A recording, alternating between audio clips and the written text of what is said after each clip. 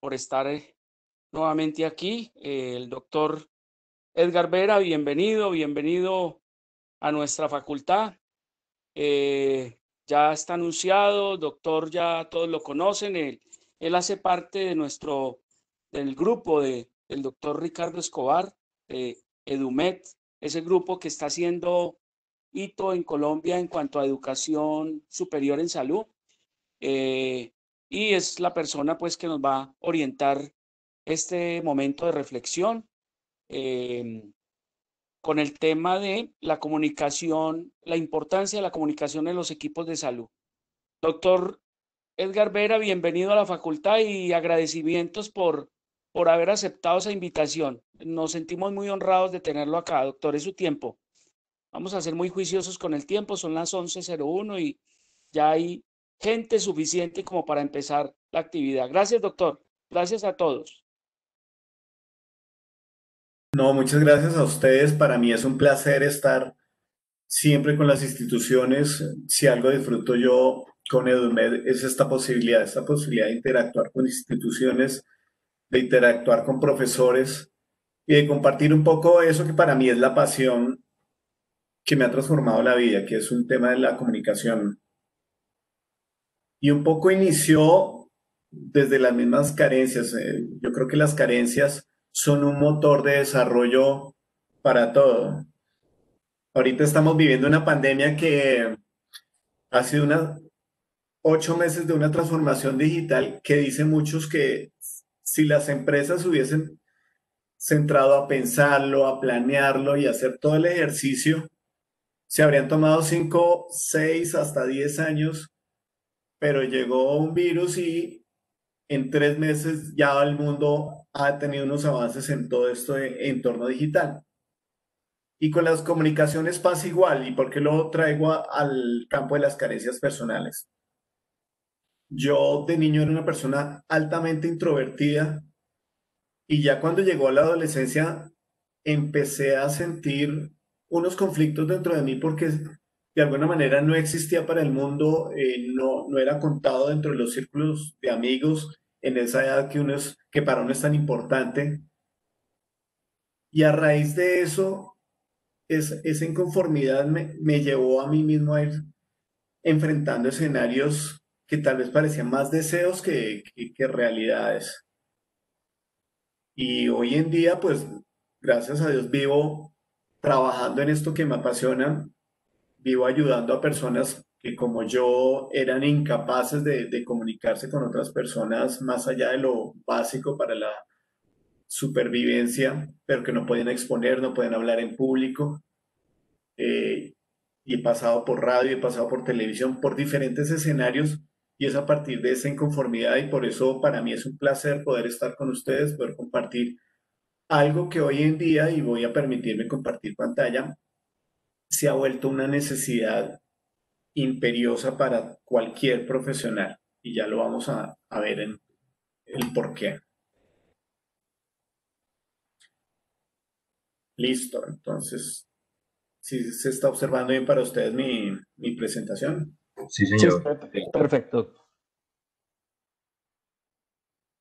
Bueno, entonces vamos a hablar del poder de la comunicación y cómo es importante hoy en cualquier equipo. Uno podría cambiar y la verdad se los confieso, dentro de mi trabajo le cambio la parte de salud, para educación, para cualquier escenario y hoy en día es algo que necesitamos y vamos a ver el por qué está ocurriendo eso.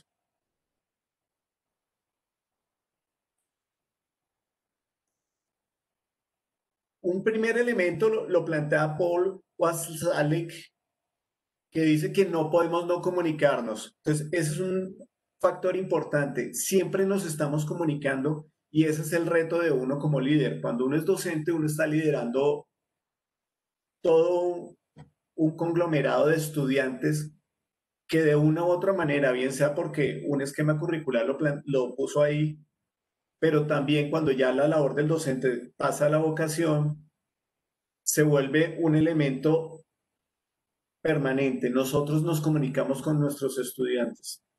Y entonces aparece otro elemento para tener en consideración. Ya no solo es que no podemos no comunicarnos, un ejemplo que seguramente la mayoría de ustedes no vivieron, pero yo en mi más temprana juventud, cuando empezaba uno a salir y todo eso, y había escenarios en que uno, el típico, me regañan igual por llegar a las 12, llego a las 3, y al otro día la mamá, cero palabras con uno esperaba el regaño, uno esperaba pues la reacción aireada, y resulta que entraba en un modo de mute durante 3, 4 días y uno decía, por favor, regáñeme, dígame algo. Y resulta que ella estaba comunicando y su mensaje seguramente fue mucho más poderoso desde ese silencio, desde esa indiferencia, que si hubiese sido el escenario tradicional del regaño al que uno está acostumbrado. Peter Drucker, una de las mayores autoridades en todo el estudio organizacional, determinó que el 60% de los problemas que ocurren en las organizaciones están directamente relacionados con los problemas de comunicación. Y si uno se va a los escenarios interpersonales, ese porcentaje puede subir fácilmente al 70%. ¿Cómo creen ustedes que esto ocurre, por ejemplo, en la educación y sobre todo en la salud? Perdón, en los escenarios asistenciales, ¿qué porcentaje creen ustedes que afecta a las comunicaciones, las quejas por prestación de los servicios?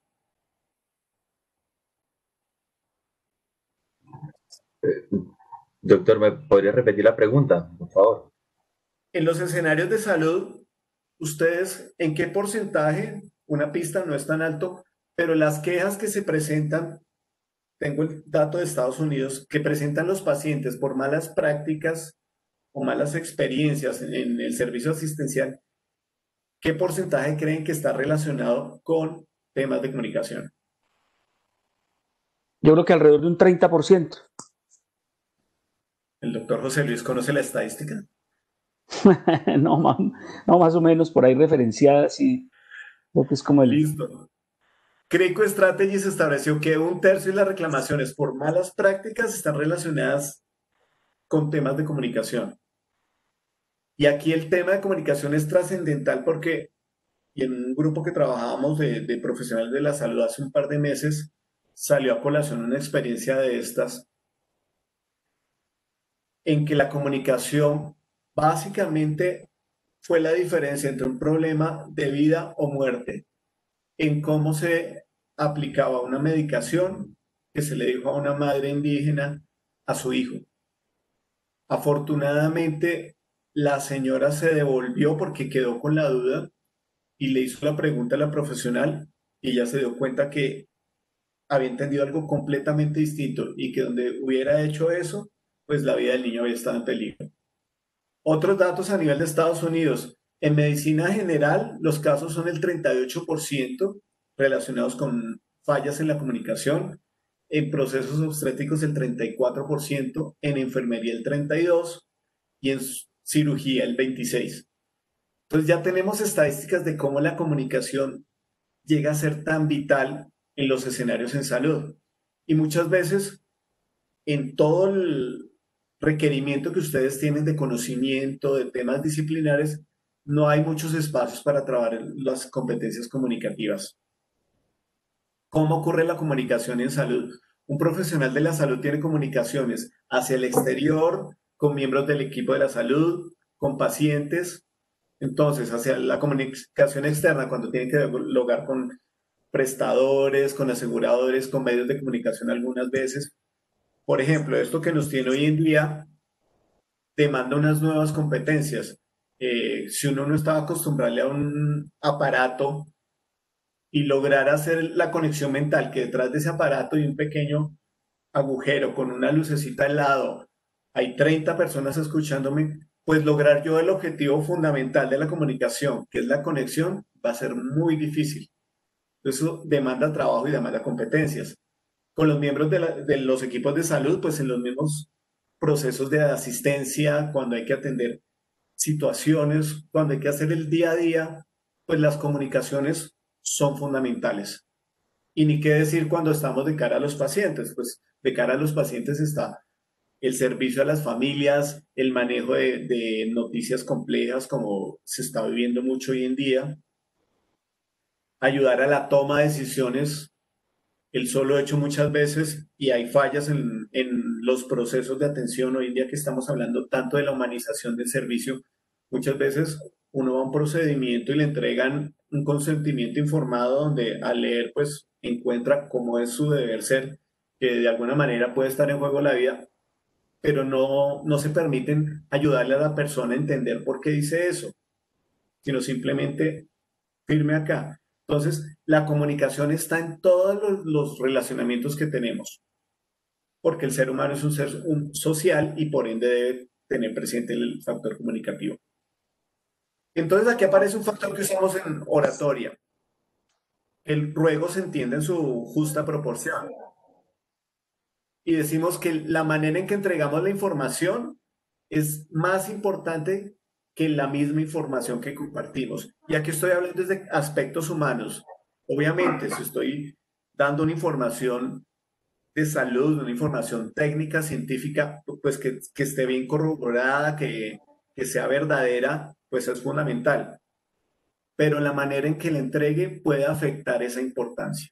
Entonces, por eso es que traigo esta cita a propósito de algo que es fundamental en un rol como docente o en un rol como profesional hoy en día, cuando hablamos de competencias blandas, que a mí personalmente esa denominación no me gusta mucho, el TEC de Monterrey habla de Golden Skills, competencias doradas, porque a la larga esas son las que nos permiten relacionarnos bien. De alguna manera, el éxito profesional está medido en gran parte por esas letras que significan la palabra actitud.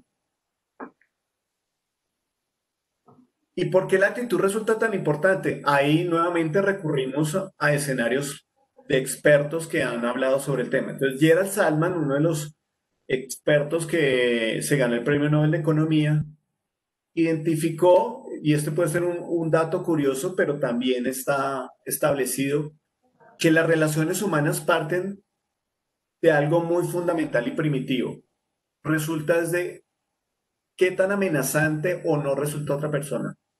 Y a partir de ahí, en 7 segundos, las conexiones humanas, las relaciones humanas se afianzan bien o pueden empezar con dificultades. Y cuando empiezan con dificultades resulta muy difícil que se transformen, aunque lo logran hacer. Pero generalmente cuando empiezan bien el desarrollo es más fácil. Entonces Gerald Salman estableció que el 95% de todos los temas que nosotros nos relacionamos, la emoción que se genera desde la comunicación es fundamental.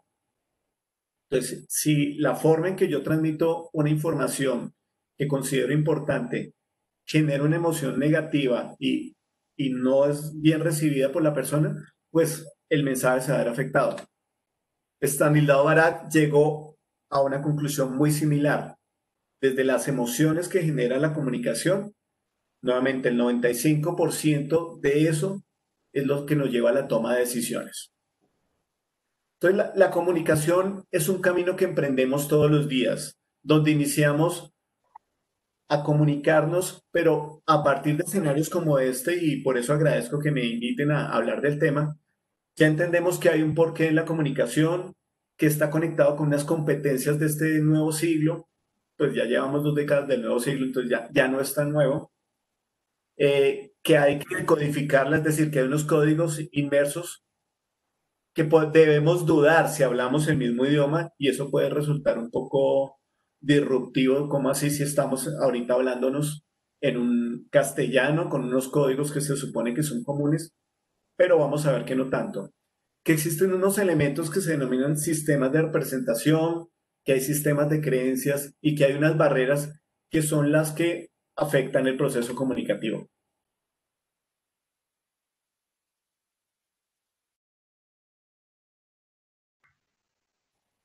Resulta que hoy decimos que estamos en unos entornos que se han denominado desde el inglés VUCA y su traducción en español VICA.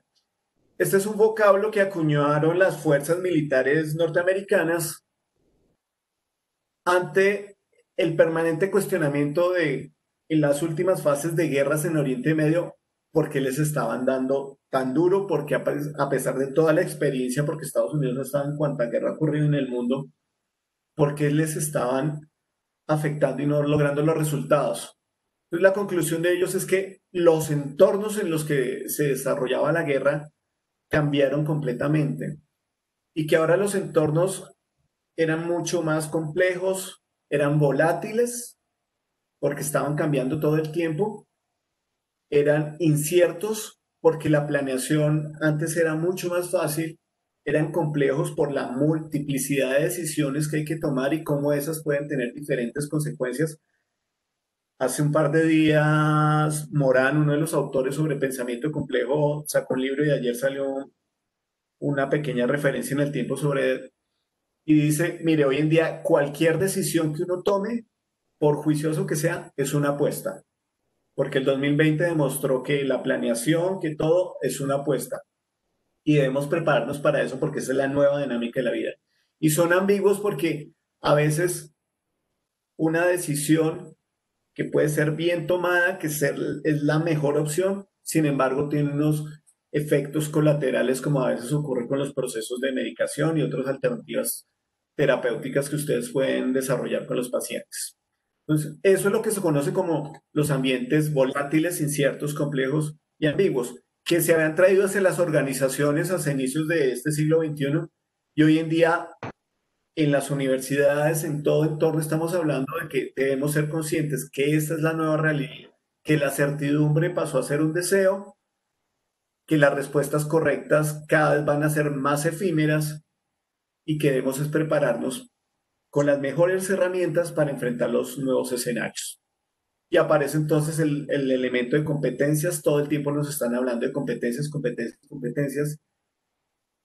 Y aquí voy, aunque sé que estoy en un entorno académico, voy simplemente teniendo claro que la comunicación es tener un significado en común, y como competencias se entiende que es un desempeño idóneo en contexto. Y para ese desempeño idóneo, pues llegamos desde conocimientos, desde habilidades y desde actitudes. Entonces tenemos esa sumatoria de conocimientos, habilidades y actitudes que se nos forman competencias. Y aquí traigo algunos referentes de qué se pide de competencias para el siglo XXI. Entonces, alfabetización de datos, el solo hecho ahorita de estar hablando a través de Webex, de Zoom y todo eso, ya es una parte de trabajar en ese elemento. El mito de los nativos digitales que teníamos y que decíamos que la generación X y Y, especialmente, son nativos digitales. Este año se cayó porque ellos son nativos de redes sociales. Las competencias digitales todavía están muy bajas, al menos en Colombia. El pensamiento crítico, la sabiduría tecnológica, adaptabilidad y flexibilidad, la creatividad, la inteligencia emocional, inteligencia cultural y diversidad.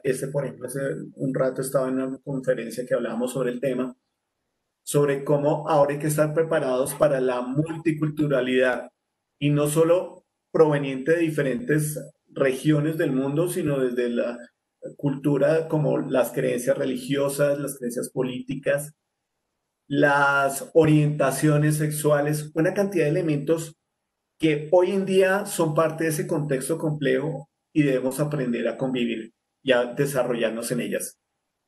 Las buenas habilidades de liderazgo, la toma de decisiones complejas y la comunicación interpersonal. Todas las que ustedes ven en amarillo tienen una relación directa con la capacidad de los seres humanos con comunicarnos.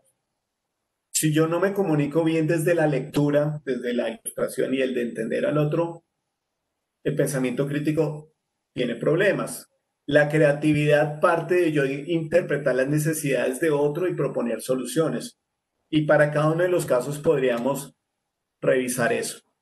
Y aparte de eso aparece una nueva competencia porque con los nuevos esquemas y la contratación, a pesar de que hay mucha resistencia, pues fundamentada desde la protección de las personas, pero la forma en que las empresas van a empezar a contratar, en que los profesionales empezamos a trabajar, ha venido cambiando y en los próximos años va a cambiar más a partir de todo esto que hemos vivido.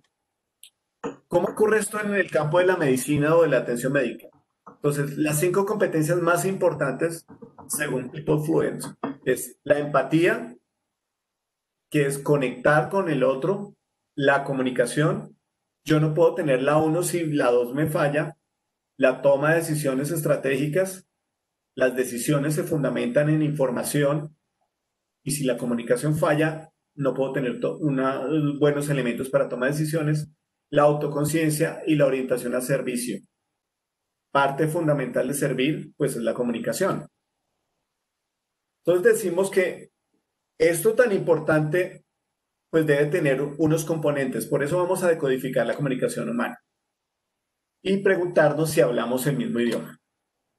Cuando hace algunos años, al menos digamos los de más calendarios acumulados como yo, nos hablaban de comunicación por ahí en el colegio, nos decían algo muy fácil. Mire, eso es, hay un emisor, hay un mensaje que transmite el emisor y hay un receptor. Y ¡prum!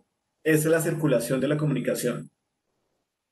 Ya después nos dijeron, miren, eso tiene sus matices. Primero no es unidireccional, es bidireccional. Entonces a ese mensaje nos explicaron que había un canal. Entonces el canal oral es cuando me comunico desde el verbo, desde la palabra oral. Y en este caso adicional tenemos un canal tecnológico que media entre mi voz, lo que se transmite a ustedes y lo que está llegando. Entonces, si se entrecorta, ya el mensaje se ve afectado. Que además el receptor no es alguien inerte, sino que genera una respuesta que vuelve al emisor. Entonces, esto se vuelve un ciclo que va de un lado al otro. Pero adicionalmente, Humberto Maturana dice que la comunicación nunca es ingenua. Siempre que hay una comunicación, hay una intención, porque si no, no nos comunicaríamos. Y es donde empezamos a decir, bueno, entonces, ¿cómo ese mensaje se divide? Entonces, todo parte de que quien es el emisor necesita comunicar algo.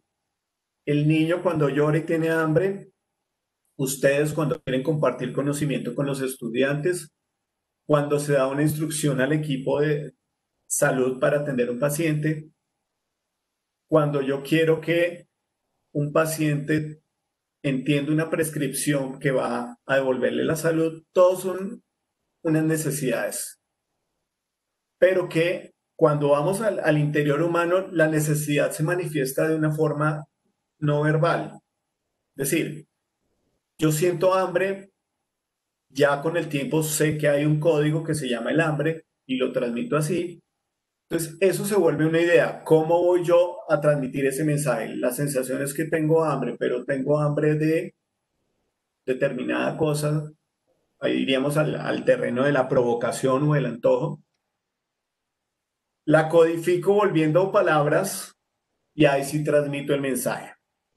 Pues ya lo que era un solo actor con una sola acción, vemos que se nos descompone en 4. Eso viaja hasta el receptor y a través de su aparato auditivo, pues, o si es visual, porque si está leyendo un mensaje, recibe eso, lo decodifica para él entender qué se quiere decir con eso. Entonces, si yo digo tengo sed, puede que uno de ustedes piense en una limonada de coco, otro en una piña colada, otro en una cerveza, otro en una Coca-Cola. Entonces ya empezamos a ver que los códigos se distancian. Aparece una acción o una reacción, ¿tienes sed? Yo puedo o preguntarte, ¿quieres tomar algo? O caminar y nos tomamos una cerveza. Y eso genera una emoción también en la persona que lo recibe. Porque de alguna manera, si la propuesta es que a mí nos tomamos una cerveza es porque, yo también tengo sed, rico. Entonces, hasta ahí vemos que ya la comunicación no es tan sencilla, no es de una sola vía, y fuera de eso se descompone por muchos elementos que pueden transformar el mensaje. No sé si hasta haya inquietudes hasta este momento, algún aporte que quieran hacer.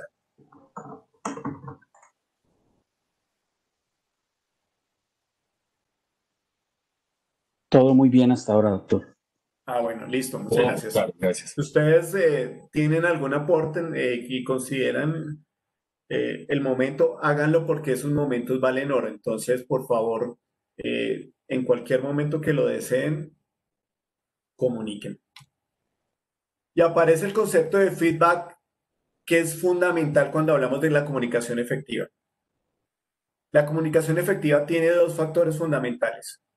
Uno, que tiene que ver con la empatía, que es yo lograr conectar con el otro, la conexión, y el otro el poder corroborar los mensajes, porque si yo tengo ese recorrido donde el mensaje se puede alterar, entonces dijimos, tengo sed, estoy pensando yo en un vaso de agua, entonces yo digo que tengo sed, lo transmito, y el otro lo volvió Coca-Cola, ya ahí el mensaje se alteró. Entonces el feedback busca es, tienes sed y como te provoca tomar una Coca-Cola o agua o qué quieres tomar, para lograr una comunicación efectiva. La comunicación efectiva busca es eso, reducir algo que se llama la distorsión, que es la diferencia entre la punta donde inició el mensaje y la punta donde terminó.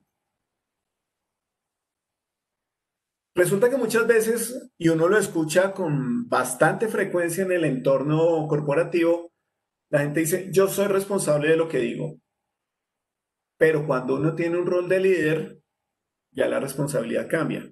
Además, Martín Lutero dice, no soy los responsables de lo que decimos, sino también de lo que callamos. Y ahí traigo a colación una historia que un médico precisamente hace un par de meses en un ejercicio compartía.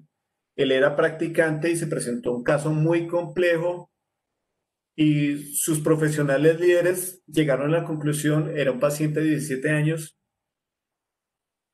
que después de los análisis, pues la conclusión era que el paciente no iba a sobrevivir y que lo mejor era comunicarle a los familiares.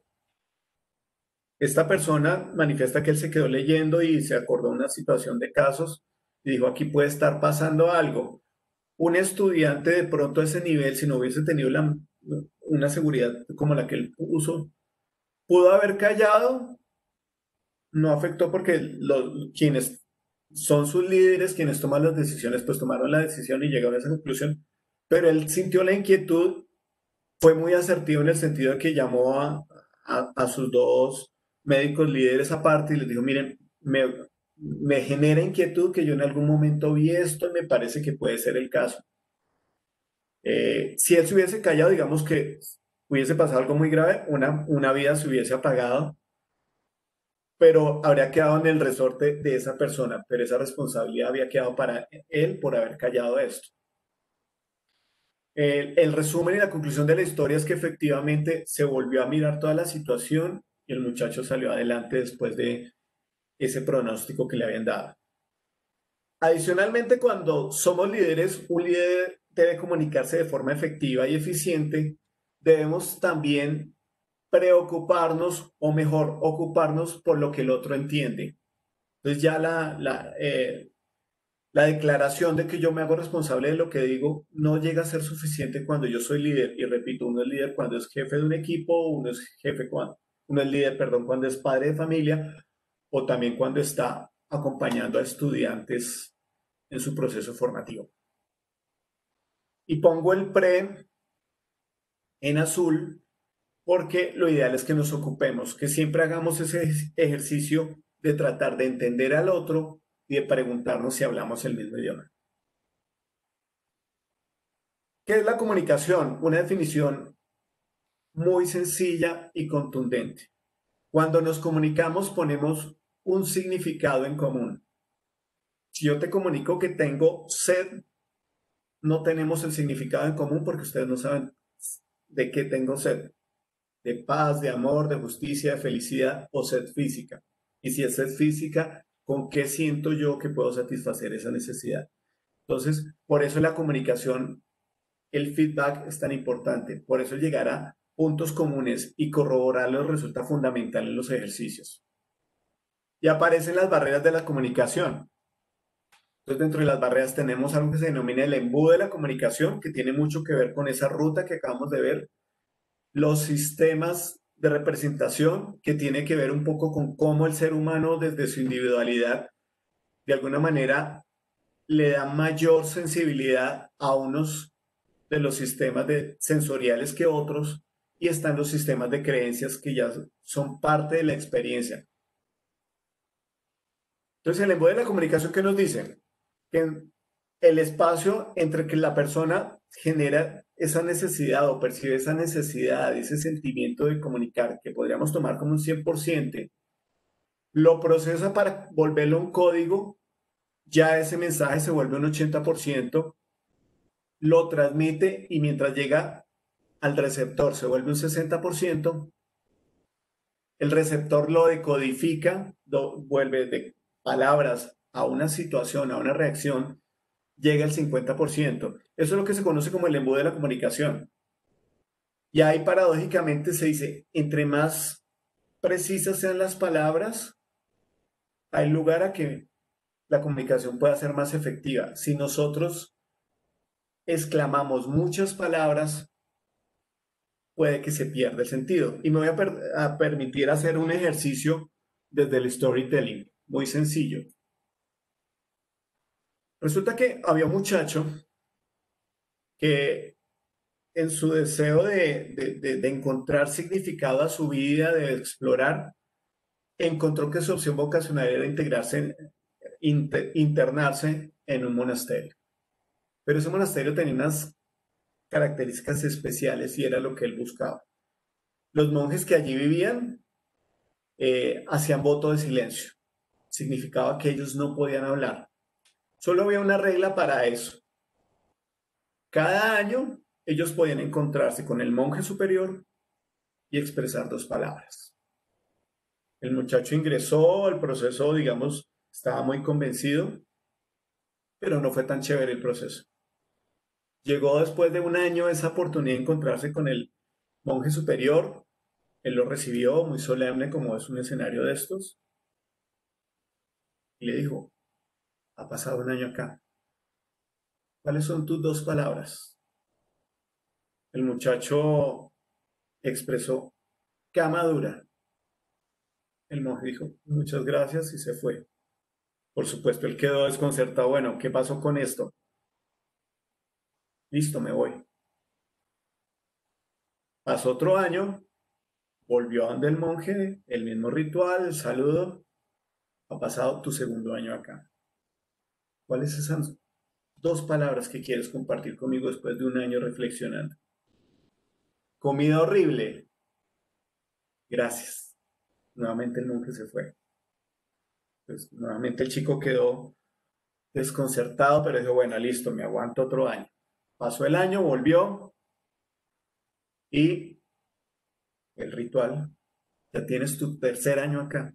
¿Cuáles son tus 2 palabras para mí? Yo renuncio. El monje sonrió todavía más y dijo, era de esperarse. Después ya como renunció el chico, dijo, ¿y usted por qué lo espera? Porque tú no haces sino quejarte. Esta historia la uso como ejemplo, salió en el New York Times, porque como son frases tan cortas, son fáciles de memorizar y ustedes podrían contarla después a alguien. Si yo hubiera echado un discurso de un párrafo, 2 párrafos para cada uno de los encuentros, pues la historia no habría sido fácil de recordar. Entonces, eso nos lleva un poco a ver qué tan efectivos somos en la comunicación. Los latinos tendemos mucho a dibujar elipses en nuestro proceso comunicativo, a ser muy repetitivos y a veces eso lo que genera es confusión. Entonces, esto es lo del embudo de la comunicación. Aparte de eso, cuando nos comunicamos, nuestro mensaje no es unidimensional. Se ha establecido que cuando nos comunicamos oralmente en un escenario como este, por ejemplo, por eso a mí me gusta y dentro de los tips de las nuevas competencias comunicativas en estos entornos remotos, si bien el ancho de banda nos juega malas pasadas, tratar de tener la cámara abierta es fundamental, porque si no, el mensaje va a estar cojo de alguna manera. Entonces, cuando una persona se comunica en el tú a tú o en un escenario como ahorita que tenemos una cámara y que yo estoy expresándome, mis palabras para ustedes son un 7% del mensaje. El paralenguaje es un 38% de ese mensaje que transmitimos.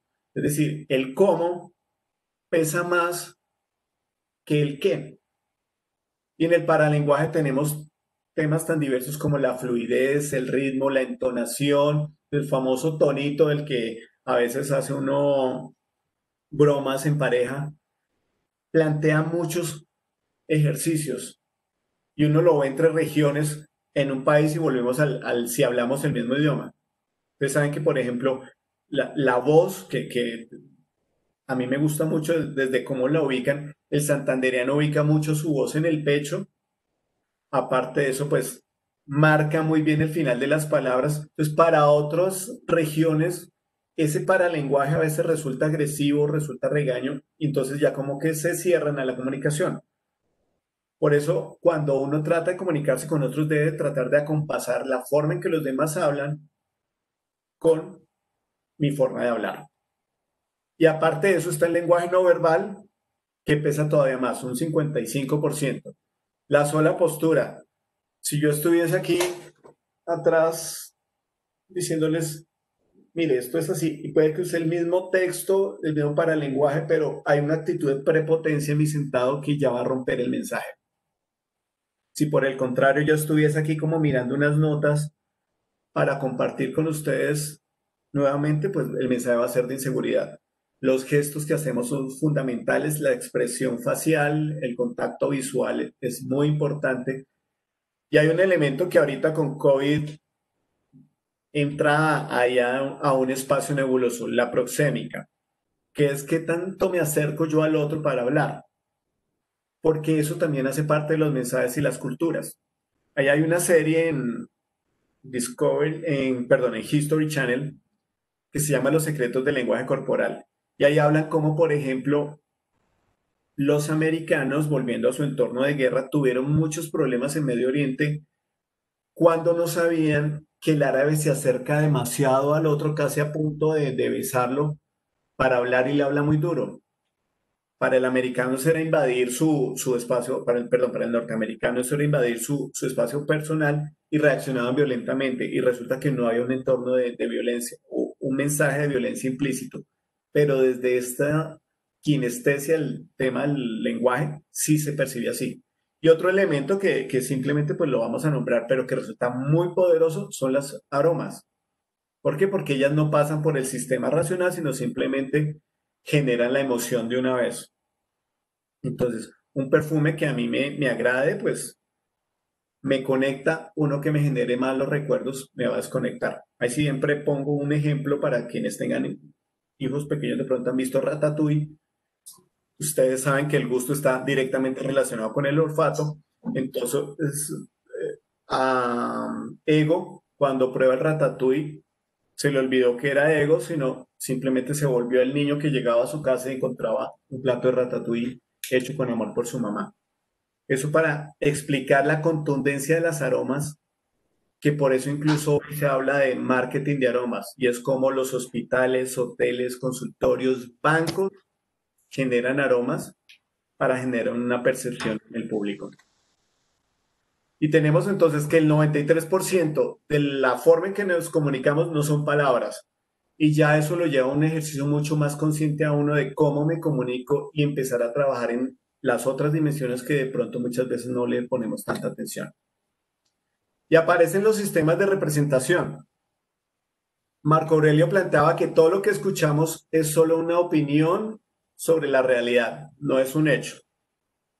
Si yo trajese a, qué sé yo, 10 personas vendadas en sus ojos, los pusiese a cada uno separado detrás de cada uno de esos vidrios y les preguntara cómo es el entorno que usted ve afuera, uno me lo va a describir azul, otro me lo va a describir amarillo, otros me lo va a describir en policromía, otros me lo va a describir verde, otro rosado, porque ese elemento que está ahí, que en este caso sería el vidrio, les está dando a ellos una interpretación de la realidad.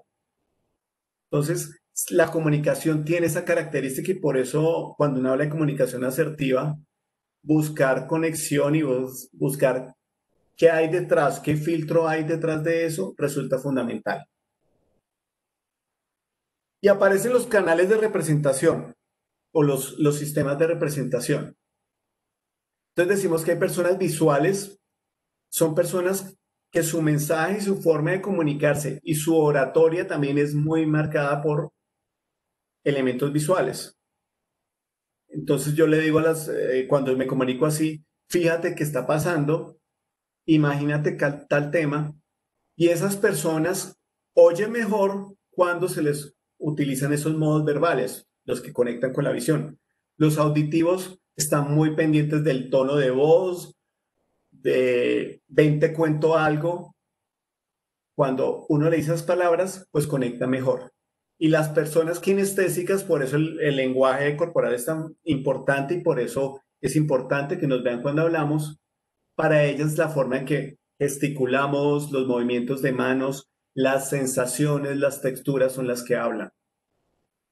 Entonces, ahí ya tiene unos elementos que cuando uno lo lleva a estos escenarios de enseñanza, debería de tratar de desarrollar sus procesos o sus planeaciones involucrando todos los canales. Los visuales, las representaciones, los cuadros, los mapas mentales me ayudan mucho. Los auditivos más desde el texto y lo que yo explico. Para los kinestésicos, llevarlos a que muevan, a que hagan, los ayudan a aprender. Y lo complejo de uno como docente es que los tiene todos tres al tiempo y debe tratar de mandar como ese mensaje en diferentes tres idiomas. Y el sistema de creencias va asociado con nuestra experiencia personal, con nuestra vivencia del mundo y es todavía más complejo porque depende de las circunstancias. Entonces, cada persona tiene sus necesidades y deseos, tiene unas palabras y unos significados, tiene unas expectativas, tiene unas creencias. Entonces, el castellano lo hablamos acá, pero una cosa es hablar de una gorra aquí desde la denominación de cachucha para un colombiano que la entiende perfecto y los problemas que puede generar en el sur del continente hablar de eso. Entonces, esos elementos, uno como orador, uno como comunicador debe tratar de tenerlos en cuenta. Las creencias, los valores, la visión de la realidad, la cultura, las influencias sociales también hacen que ese mensaje se vaya alterando. La edad, por supuesto. Y el mandamiento, si se quiere, para alguien que quiere comunicarse efectivamente es ponerse a tono con esa persona. Sí, y ustedes sé que lo hacen muy bien, por ejemplo, cuando están en el marco asistencial. Al adulto mayor se le habla más pausado, con un volumen y de una forma un poco más sencilla. Y de pronto al joven desde otras dinámicas y otro acercamiento desde el lenguaje.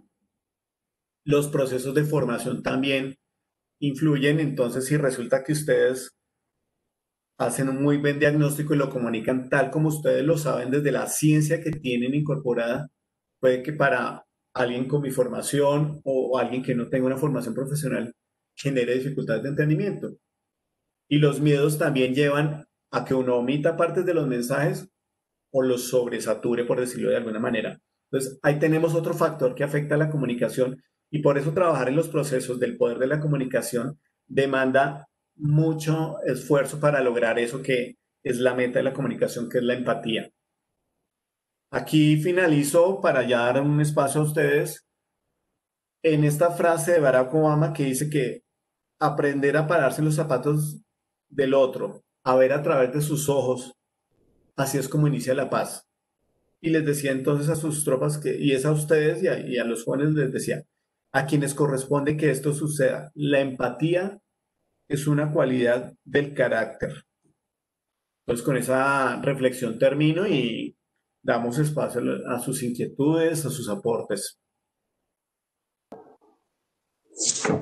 Doctor Edgar, muchas gracias. Excelente disertación compartir. Yo soy un convencido también. Yo creo que de los grandes problemas del mundo es precisamente los problemas que tienen que ver con la comunicación.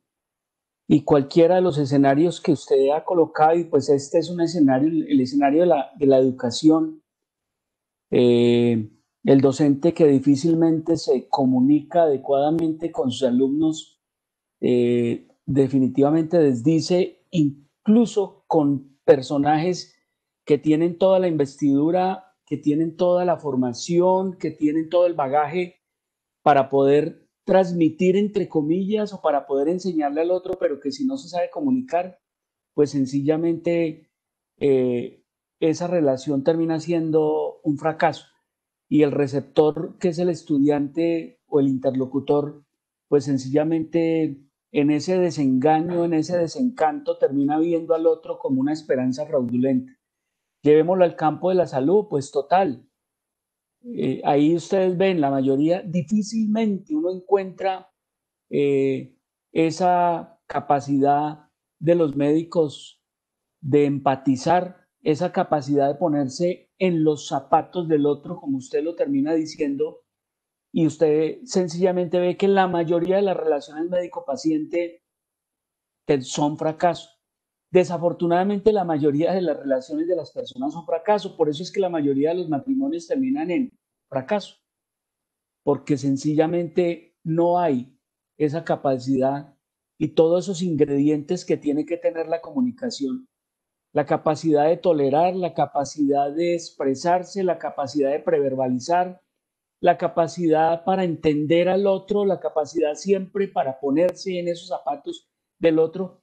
En esa medida en que uno haga eso, mire, cualquiera de los escenarios que estamos planteando tiene mayores posibilidades de fluir. Y para terminar, la mayoría de los problemas de Colombia y de los países son un problema mucho de comunicación. Aquí la comunicación se resuelve con gritos, con balas, con agresiones, y por eso somos un país muy pegado como a, de cierta manera, a poderse llamar un estado fallido, donde yo creo que lo que más ha influenciado para que eso ocurra es los problemas de comunicación. Doctor, muchas gracias. No sé si algún compañero quiere aportar o quiere intervenir, pero muy interesante su disertación. Gracias, doctor. Listo. Pues doctor Jorge Luis, usted ha tocado unos puntos fundamentales y voy a llevarlo al escenario de la educación, que es también donde yo me muevo y disfruto estarlo.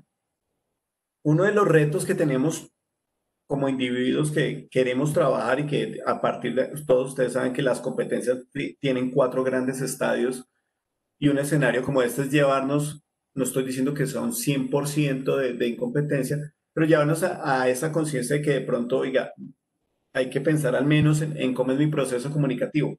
Y el gran reto es que todos juzgamos que nos comunicamos bien, porque es nuestra forma de hacerlo, porque a no ser que existan alguna situación extraña, con nosotros nos entendemos. Y hasta ahí es muy complejo, a no ser que en un escenario como este o en los escenarios de reflexión y que se cultivan los académicos como ustedes, empiecen a decir, bueno, ¿qué pasará con la comunicación?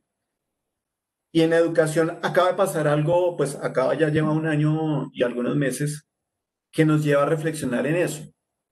Cuando aparece el concepto de resultados del aprendizaje, ya el foco para mirar los procesos educativos cambia. Ya no es cuénteme usted qué enseña, sino demuéstreme el estudiante que aprende. Es decir, yo tengo que desde el acto comunicativo, que es la enseñanza, preocuparme por aquello que él entendió, por ese significado común que logramos construir. Porque la mirada a mi trabajo, el juicio a mi trabajo, al menos desde el ministerio, va a estar en eso, en los aprendizajes. Entonces, ese es uno de los elementos que invita a esta reflexión, que como digo, esto es apenas un abrebocas, una provocación de cómo uno puede desarrollar temas de comunicación y cómo puede profundizar en ellos desde escenarios formales hasta informales.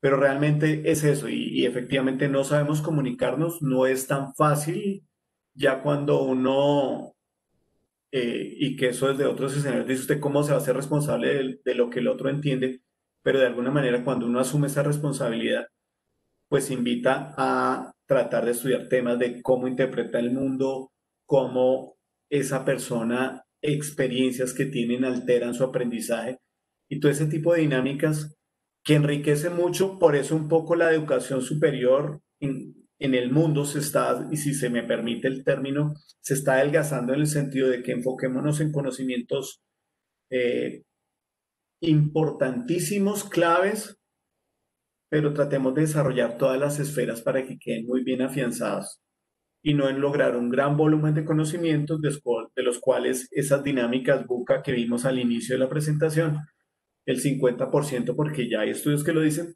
están en desuso. Entonces, por eso uno ve programas cada vez con menos créditos, con menos semestres, y se plantea que de aquí a Harari en su libro de Lecciones para el siglo XXI es probable que en el año 2050 las personas no tengan que cambiar de trabajo, sino de profesión.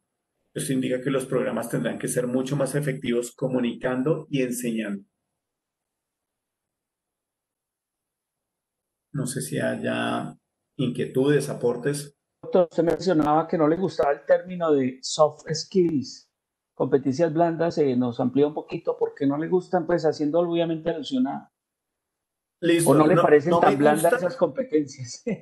Es decir, el soft se lo pusieron porque son intangibles, pero a veces ese blando, entonces como que sí las dejamos de lado y lo importante son las competencias duras porque son las que le dan solidez.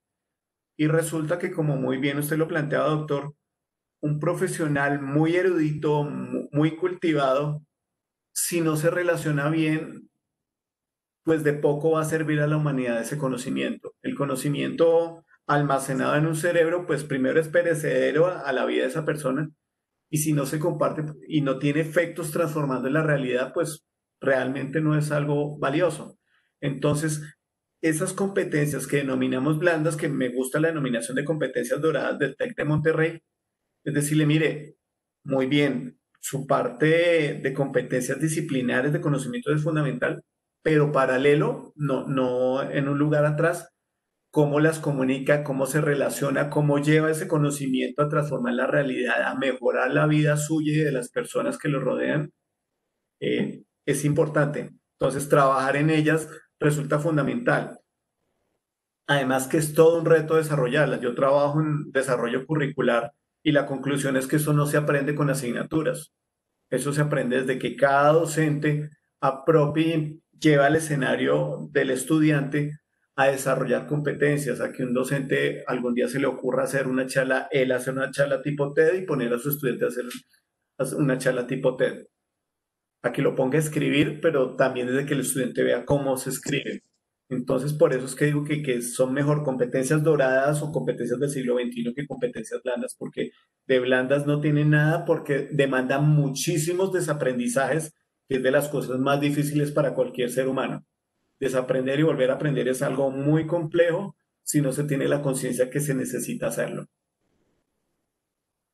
Yo Gracias, quisiera doctor. hacer un aporte y le agradezco mucho al doctor que está con nosotros el día de hoy. Este proceso de pandemia ha sido de mucho aprendizaje, bueno, a quienes hemos querido despertar como esa conciencia a la que usted hacía referencia, porque en la comunicación con los alumnos pesa mucho el hecho de que cada uno de nosotros creemos tener la verdad, creemos tener la razón. Y en esa lucha, en ese conflicto interno, incluso en uno mismo con los estudiantes y ellos con los de ellos internamente, pues pienso que este es un obstáculo grande, ¿no? Siempre pelear por tener la razón. Y a veces nosotros nos comunicamos desde nuestras carencias y eso no lo sabemos manejar y quienes nos escuchan no lo saben interpretar, obviamente. En un curso que estamos haciendo algunos docentes con Vicerrectoría Académica frente al tema de gestión universitaria, hablaban de los tipos de evaluación. Yo pienso que la evaluación es un medio de comunicación definitivamente. Y desde la parte académica, pues obviamente veíamos cuáles eran los tipos de evaluación, los más adecuados, si la sumativa, la formativa, la diagnóstica. Muy interesante el tema de ayer. Sin embargo, a mí me sale como una inquietud frente a esto. En la evaluación, ¿qué también estamos comunicándonos con nuestros estudiantes cuando estamos acostumbrados a realizar más una evaluación de tipo sumativo? La nota, la respuesta es esta y no se puede salir de ahí. ¿Por qué? Porque la selección múltiple, el verdadero o falso, eso pues nos invade cuando estamos diseñando cuestionarios. Entonces, yo pensaría que para nosotros como docentes es fundamental hacer una revisión interna de qué estamos comunicando, cómo lo estamos comunicando y aparte tener en cuenta los estudiantes que nos están comunicando también con sus respuestas. No solamente es la adquisición de sus conocimientos, sino algunos elementos que nos han pedido al interior de la universidad, vicerrectoría académica, decanatura, dirección de programa, que debemos ponernos en los zapatos de los estudiantes, qué dificultades de conectividad, qué situaciones personales están viviendo esos estudiantes que no participan en clase, esos estudiantes que tienen unas malas calificaciones, hasta qué punto uno está yendo más hacia el fondo para permitirles que mejoren esos procesos de comunicación, ¿no? Entonces, pues yo pensaría, doctor, que en este momento esto que nos está ocurriendo a todos no solamente es un gran aprendizaje, sino que debemos estar, como decía hace muchos años una propaganda de la radio, oídos despiertos, ¿cómo era? Algo así, oídos despiertos, ojos cerrados, no sé, pero había una propaganda que decía que tener todos los sentidos abiertos. Debemos tener todos los sentidos totalmente potenciados para no solamente tratar de mejorar ese proceso de comunicación, sino de procurar que nuestros estudiantes también hagan conciencia de que sus procesos deben mejorar. Muchas gracias, doctor. Profe Mónica, muchísimas gracias porque evidentemente, y me voy a la segunda imagen que compartí, nosotros todo el tiempo nos comunicamos y la evaluación es una forma de comunicación. Una evaluación sumativa en que entrego resultados. Mientras usted hablaba me acordaba, no sé si ustedes alcanzaron a ver la pelota de letras, cuando Andrés López dice que como le decía a uno el papá que lo quería, ahí le dejé café. Entonces, una buena nota es que nos dejó café, una mala nota es que como docentes no le dejamos el café al estudiante, pero muchas veces queda cortada la comunicación porque simplemente ese es el resultado. De ahí, por ejemplo, en salud, la importancia, sobre todo en los escenarios prácticos, que tiene el feedback. La evaluación como un acto comunicativo y si mi objetivo es el aprendizaje, debe dar primero, efectivamente, la forma del test puede seguir siendo válido, no para todo porque no es universal, pero a partir de ahí debe generar unas reflexiones. Mira, es que esta situación que tú colocaste, esta respuesta, revisa esto y empecemos a analizar y que exista una oportunidad de que la persona haga conciencia de por qué se pudo equivocar, qué interpretaciones pudo haber cuando él estudió para que la equivocación se diera y qué pudo pasar. Ahí es cuando nos hablan de la importancia de los metaaprendizajes, que es yo conocerme cómo aprendo, conociendo si de pronto eso me lleva al error y mejorarlo. Entonces, ese elemento es fundamental y muchas gracias por traerlo a colación. Y efectivamente, en estas épocas es fundamental porque un bajo rendimiento puede darse por mil razones y el profesor que supera ese ejercicio simplemente del acto comunicativo de transmitir conocimiento puede cambiar vidas. Y ahí, si ustedes, voy a resumir mucho una historia, si ustedes me permiten, porque sé que ya estamos al borde del tiempo, que es de un médico. Resulta que un muchachito afrodescendiente, su mamá muy joven en el campo, quedó embarazada, migraron a un escenario marginal de las ciudades, tuvieron 6 niños más, es decir, eran 7, y estaban en una escuela pues en unas condiciones muy complejas, la mamá no sabía leer, el papá los abandonó, entonces quedó Benjamin, que es este niño, que es el protagonista de la historia, que este niño, junto con sus hermanos, a la merced de que la mamá tenía que trabajar 2 y 3 trabajos para poder sostenerlos, y ellos se criaron solos. Y en la escuela, pues, era percibido como el niño bruto, como el que no rendía, y había mucho bullying. De hecho, de eso hay película, creo que se llama Manos Milagrosas, si no estoy mal el nombre de la película. Resulta que la mamá, en esa sabiduría y maña de la mamá, los puso a leer, a pedirles lecciones, siendo que ya no leían. Dijo, tengo que vender el televisor, ustedes por favor lean, vayan a la biblioteca que queda aquí cerca. Se ganó a la bibliotecaria para que le contara qué leían los muchachos y así les tomaba un poco la lección. Bueno, el tiempo fue que Benjamin empezó a inclinarse por ciertas áreas y a estudiar más. Y alguna vez un profesor llevó una roca estaban viendo el tema de los minerales y la sacó y le preguntó a su clase como cualquiera de nosotros de pronto más en el escenario de la primaria, de la básica, sucede, ¿qué es esto? Y los chicos opinaban pero Benjamin siempre callado porque él era el bruto. Se lo habían dicho todo el tiempo que él estaba ahí era de milagro y porque el sistema lo permitía. Pero el profesor observó que Benjamin estaba inquieto, entonces le insistió, ¿qué es esto? ¿Qué es esto? Finalmente Benjamin, muerto el pánico, dijo, obsidiana, profesor. Profesor, uy, qué bien, fuiste el único que lo supo, cuéntanos de la obsidiana y Benjamin contó todo lo que sabía que había leído. Y a partir de ahí pasó de ser un estudiante relegado a un estudiante protagonista.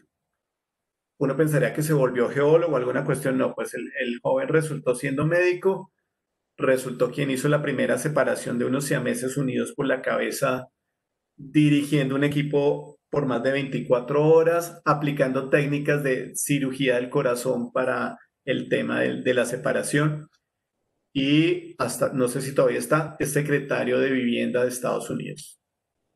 Esa es la magia que tiene un profesor que tiene, como usted lo ha dicho, profesora Mónica, todos los sentidos abiertos al estudiante. Porque, y ahí sí hablo en primera persona, cuando uno escucha a los muchachos, a mí me generan admiración. ¿No? Hay unos que uno dice, ¿usted cómo hace? Yo en esas condiciones creo que no hubiera sido capaz de estudiar. Entonces, esa conexión, ese preguntar más, es fundamental y más en una época como esa. Y cuando ustedes lo hacen en la cotidianidad del aula, pues ese va a ser el médico que están formando, el profesional de la salud que se preocupa un poquito más por el paciente.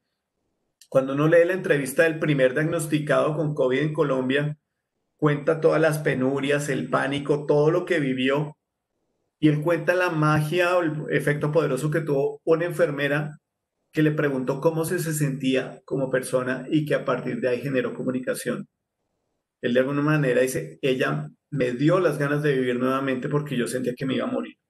Entonces, esto es clave. Gracias, profesora Mónica, por ese aporte tan valioso.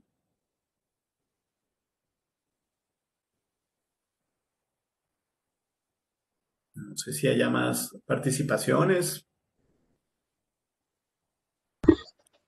Buenos días, doctor. Qué interesante la charla.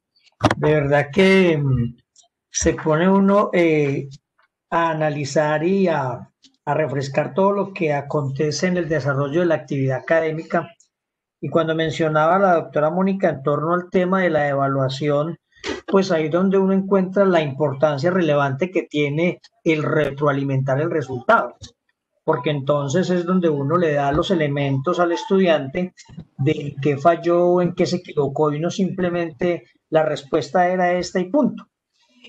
Y yéndome un poco más allá en todo lo que ha tocado, pues el tema de la comunicación es fundamental desde el punto de vista de que el docente en este caso tenga la capacidad de generar la confianza en su auditorio a través de el desarrollo de esas verdaderas competencias doradas, como bien la llaman, de ubicarse y tener la humildad suficiente y no la posición arrogante que anteriormente se tenía, donde simplemente el que está aquí es el que tiene la verdad y ustedes simplemente están para seguirla.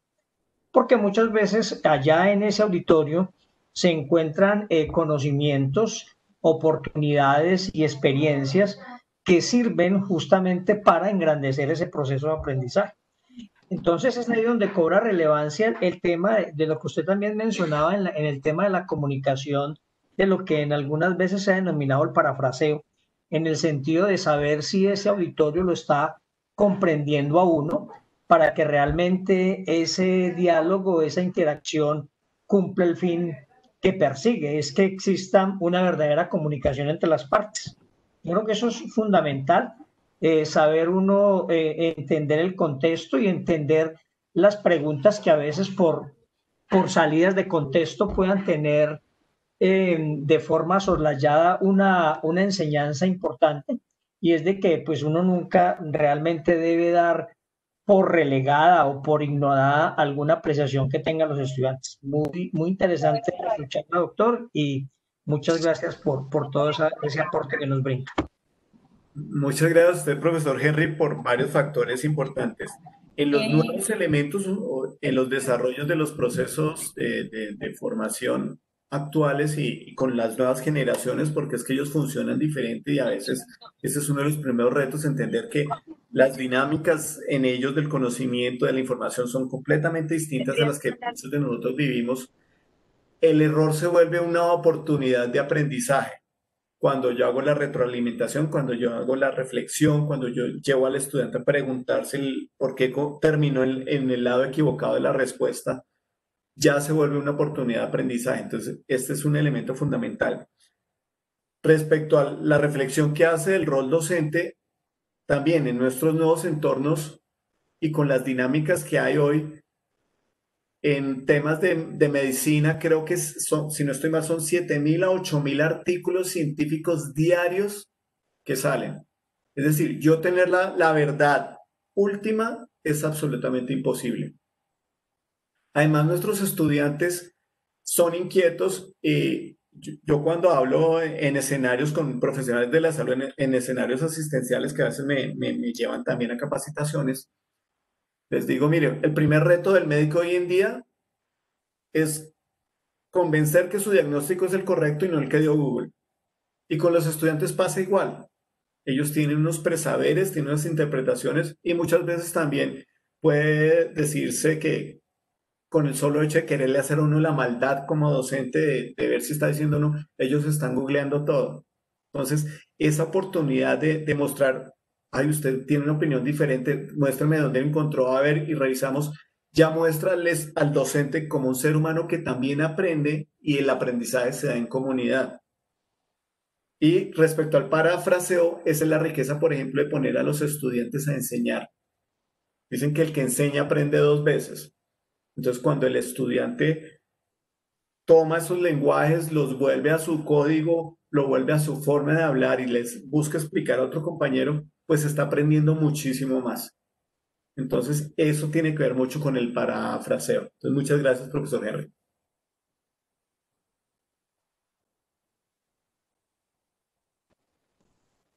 Bueno, no hay más preguntas, parece. Profesor Edgar, muchas gracias. Muchas gracias por tan excelente compartir. Esta hora fue muy exquisita y bueno, esperemos volverlo a tener por acá, profesor, y gracias a los profesores que nos acompañaron hoy. Muy interesante el espacio. Gracias, Muchas profe. gracias a cada uno de ustedes por este tiempo que me regalaron y me dieron el honor de tenerlos conectados. Listo, profe, muchas gracias. Bueno, gracias. Hasta luego.